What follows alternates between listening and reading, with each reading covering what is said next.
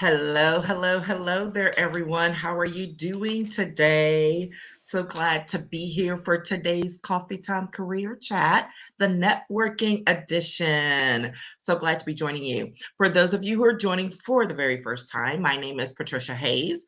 I am an executive advisor, empowerment coach, and authentic networking strategist. And I focus on helping professionals and business execs and entrepreneurs who are trying to up level in their careers and their business, but need help to maintain the level of confidence and empowerment that they need in order to accomplish things at the next level, while also leveraging their existing and maybe new professional relationships to get them there, but to do so authentically and with purpose, right? So I'm the brains behind helping you get to the next level and maximizing your relationships to do it. And it is National Career Development Month. And this week in particular is National Career Development Week. So I'm super excited to be working on a couple of different things. If you're joining in, we're talking about all those things that are important to career transitions and career development this week in particular. So we'll jump into that in just a second.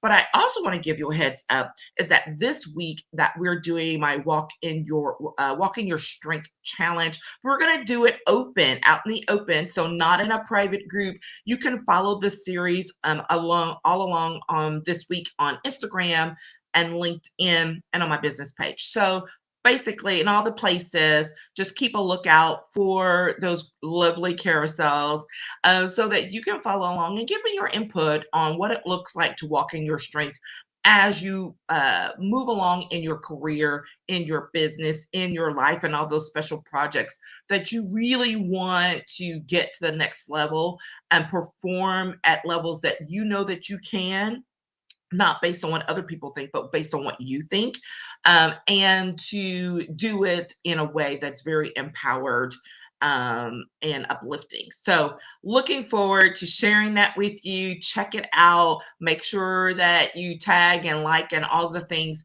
so that you can follow throughout the week. So, that said, we are going to be talking about today networking through career transitions, part one.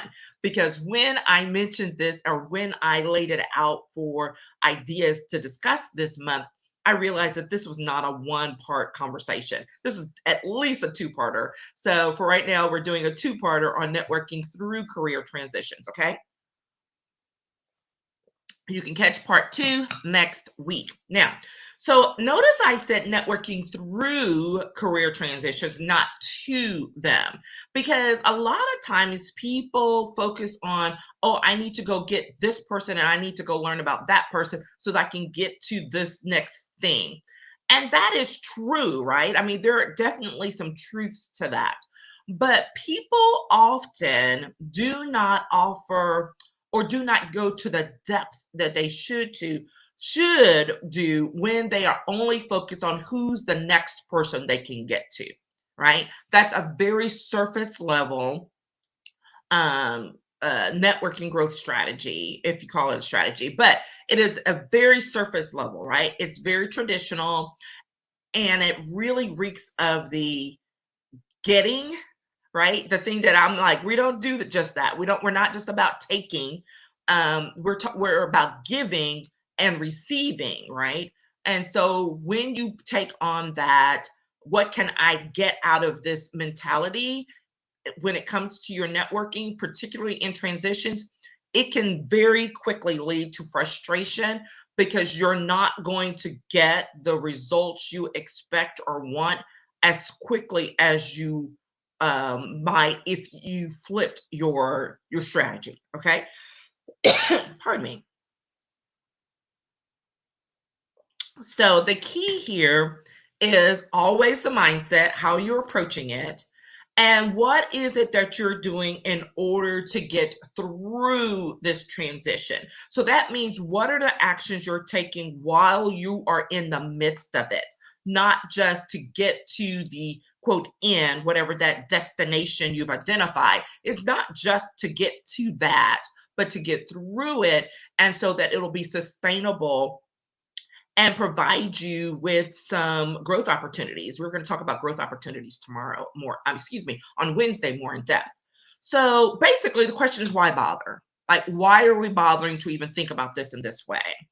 And that's what we're going to focus on today. And the first thing that I want to say why you should bother focusing on how you're networking through your transition period is number one, guess what? Staying connected helps to keep your sanity, really and truly. And I know that sounds so basic and like, yeah, okay, whatever. But seriously, particularly if you're having a difficult transition, right? So if you're having a difficult transition, let's say you're getting out of a toxic work environment, or you've been dealing with, an overzealous boss, or whatever, the business has really been like, you know, stumbling, all the projects to get things off the ground are just, guess what? When you stay connected with other people, not just for the purpose of getting the next gig, but to stay connected so that you can be aligned with reality, and to understand that all of the things you're going to and going through unfortunately may not really be unique to you. And that's not a bad thing. It's a great thing because it means you're not alone. And that's really the thing we're getting to here, right? Is recognizing that you are not alone. The situation may be new to you, but it is not necessarily new to everyone that you know. And that means that you have people that you can go talk to, who you can solicit advice from, who you can learn something new from along the way to help you realize I'm not crazy. I'm not by myself. And guess what? I can make it through this. All right. And that's not just if it's a toxic or a bad transition. Even in good transitions, even in transitions that you have initiated willingly, or because you've gotten a promotion. Because people a lot of times don't want to think about transitions as, oh, I got this thing and I'm leaving where I am. Sometimes the transition is in house, right?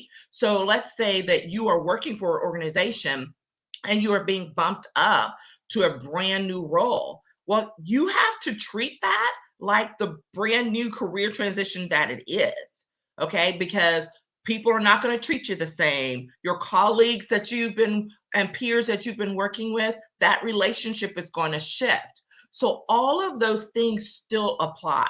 I know a few years ago, I had the honor of working with a great woman who was in the midst of a transition, and her transition was even, I won't say unique, but even more specific, because she was getting appointed to serve as the interim leader in her organization while the search for the main, for the new person went underway. And it was unique because she wasn't interested in the position, right? But she was interested in some of the things and the access to the new person that would sustain past it.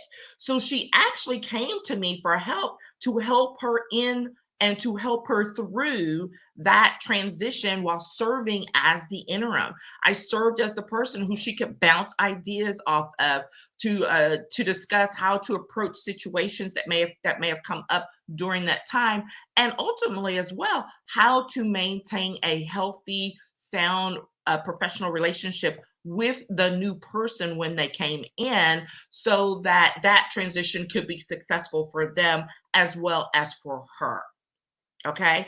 And that's that thing, staying connected, seeking help, getting some mentorship, getting some coaching through those situations will really help you to, quiet down the crazies and all the angst that will get generated inside your mind and your body, to remember, guess what? I can do this. There are people I can talk to. There are folks that I can check in with, just for the sake of, hey, I need to run this by you, or I'm having a really rough day in the midst of this transition. Can we go get some coffee or grab some lunch or whatever? So just remember, first and foremost, It's really about staying connected to maintain your sanity through the transition. Very important. This is not the time to get isolated. I have done that, made that mistake. It is very dangerous to yourself personally, quite frankly, from a mental health perspective, because you really start internalizing, especially if it's a toxic situation, you start internalizing that and you're not letting it out to share with other people. And I will tell you, it took a turn when I started sharing with other people. And we'll talk about that on point number 3. On point number 2, here we go. The reason why you should bother networking through your career transitions is that it helps you explore unseen opportunities. All right. So a lot of times, again, we're going through something and we're just kind of either, kind of angsty about it, or we're excited, but there's still a lot of unknowns and you're trying to work through what it is you should or should not do. Well, when you maintain those relationships during this transition and through the transition, so we're not even talking about necessarily a deliberate seeking new stuff or new people, right? That happens. It's going to happen. Just the nature of a transition is going to create room and growth for new things to happen. But even beyond that, the key is that it will help you explore unseen opportunities because your brain literally is on a different level, right? You're now looking at things with fresh eyes, with with the idea that there could be something that could come of it that maybe you weren't expecting. And you may not actively be seeking that, right? Because sometimes in the midst of transition, the last thing we want is more change. But the reality is that's what will come to us. And as long as we leave ourselves open to what's possible, there's even greater things that can happen as a result.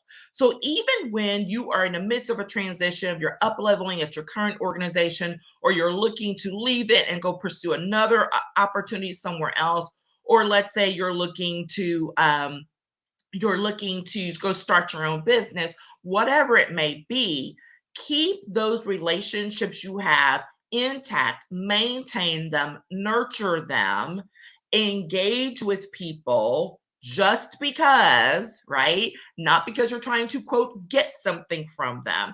But when you keep that and keep having those conversations, those are the things that can lead to things you hadn't even thought about. And this is so valuable. I remember I've told this story tons of times and I love it because it always applies in some way or another. And I remember some years ago when I was having coffee with a dear colleague of mine, and we would catch up at least quarterly. Sometimes if things got a little crazy, maybe it only a couple of times a year, but it was always like, without fail, fantastic. And so this time in particular, when we were catching up, he was jumping straight in of like telling me about these opportunities that he'd heard about that he really thought I would be great at. And I had to be like, hey, guess what? That's like I've kind of shifted. I've pivoted and I'm not interested in doing that stuff anymore. And he was like, wait, okay, let me slow down. You tell me what Patricia 2.0 is doing. And I love that. I've always tell him, like, I stick that out. Now I guess I'm on 4.0 version. But here was the thing. When I sat down to have this conversation with him, we were just checking in. And yes, I was pivoting what I was doing, but it wasn't like some sudden thing. I was still exploring it. And when I had this conversation with this person, it allowed him to take a step back, listen to where I wanted to be and where I was at that time, and to then pivot his thinking on my behalf.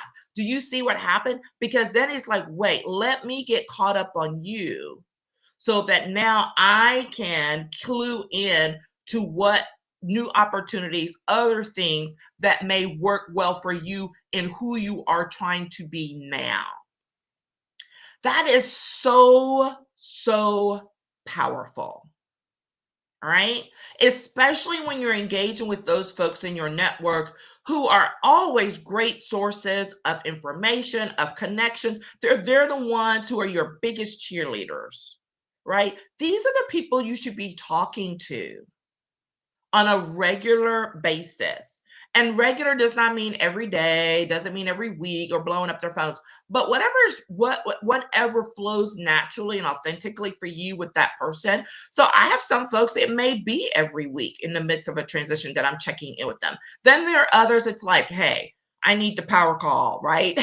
And maybe we only talk once a quarter or something, but I know that that time together is going to be extremely insightful. So I'm going to block it. I'm going to make sure nothing else interferes with it because it's extremely valuable and important to my next level growth opportunity. Okay, so remember that networking through those career transitions will also help you explore unseen opportunities that will probably come via the way of folks already in your professional network. That's normally how it happens. They're not even sure that you're the one that it needs to go to until you continue to have chats with them. All right, this is why it's important. Okay, all right.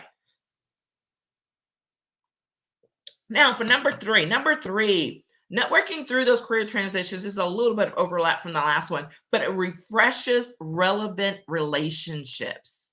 I love, love, love this. This is that opportunity to go back to refresh some conversations with people that maybe you had not engaged with in a while, even if it's a year or two, 3 years. I mean, things with the pandemic has really shifted it. So it's like the last 18 months, gets lumped together as one giant, super year. So don't limit it to, oh, well, gosh, I haven't talked to this person in the last, 2 years. Well, there's a lot of people none of us have talked to in the last 2 years because, hello, major international health crises. So don't be afraid to step beyond that, to go back a little bit further as you're looking to refresh these relationships.